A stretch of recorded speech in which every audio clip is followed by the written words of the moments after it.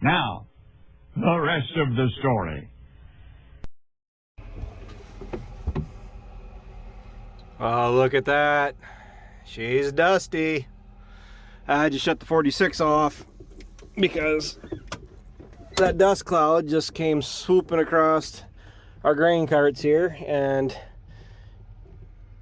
did he leave the 76 run?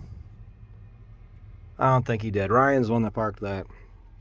Which doesn't look too bad for being sunk up to the axle in mud.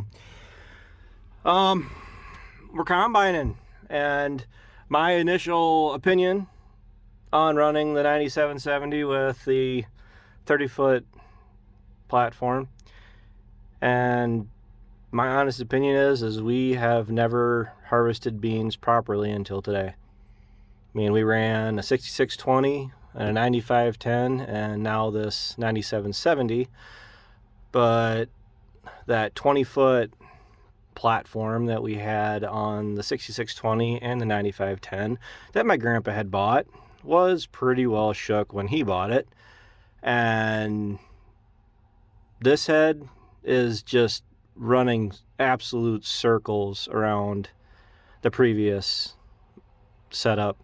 All this combine and bean head are running circles around the previous setup, so feeling really good.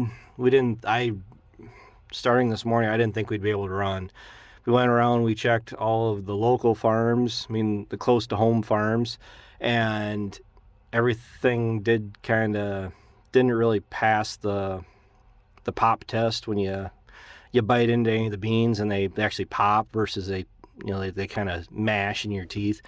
And waiting 2 hours and the sun just coming out to qualify as the sun's out, and we're checking at 12% moisture on the nose. That's after 3, 6, 7. That's after 7 separate moisture tests that all averaged down to 12%. So it's exactly where they want it. And locally, basis is just getting terrible because of the river basis and the fact that the river is getting low. The barges can't move as much material down the river as they really should. So the combine we went through, hooked it up to the bean head, ran it, calibrated everything, calibrated the monitor. The biggest thing we're waiting on right now is Mr. Tucker. He's got the weigh wagon, so we can calibrate the yield loss monitor in the combine, because it's getting hot in here already. Because the monitor said we only had 160 bushels in the combine, and I can say fairly confidently there is more than 160 bushels in here. I'd say probably double that. We do have a couple green pods, and not as really an unmanageable amount, but when it's checking 12%, you go, because then you run the risk of it getting down to 8%. And 8% beans versus 12% beans is a bit of a yield loss, because there's that much moisture, you could be sitting down the road with it. So this is what the beginning of harvest looks like. We almost ran some corn through.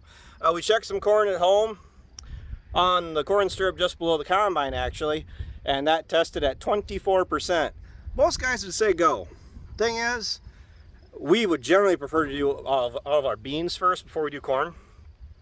And, well, if the beans weren't going to go and the corn was down to like 20 or less, if it was like 19, 18%, and we weren't sure if the beans were going to go, I can tell you right now, if the moisture on those ears that we checked came in at 19% instead of 24%, we would have switched over to corn, and we would have just cut right into corn, because we got enough bin space here to hold all of this farm.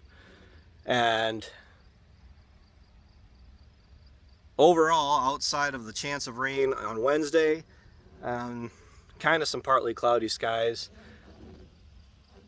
we're looking for I don't want to say a fast-paced harvest, but a smoothly ran harvest is what we're really hoping for here. And this is the grain cart setup that I had in mind for this fall. And the 46, it definitely knows that this cart is behind it. Don't mind all the bird poop, because this thing was cleaned off here like 3 weeks ago. But with the 46 and this guy, we'll at least be able to tender to that guy.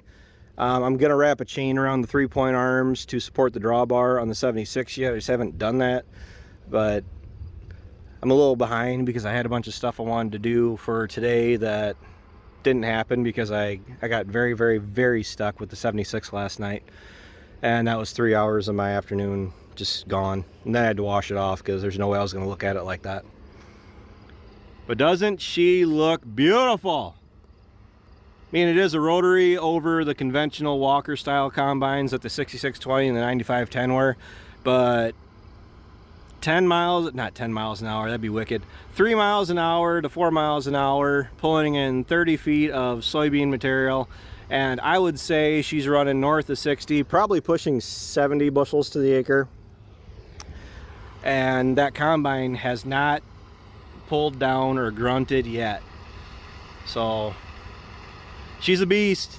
We take care of her, she'll be around for a long time. I mean, it kind of ups our whole harvesting running ground operation, because I've already taken 2 phone calls for renting ground for next year. So it's good to know, even with these prices, that, you know, land is still moving. So I'm gonna catch up with you here in a little bit.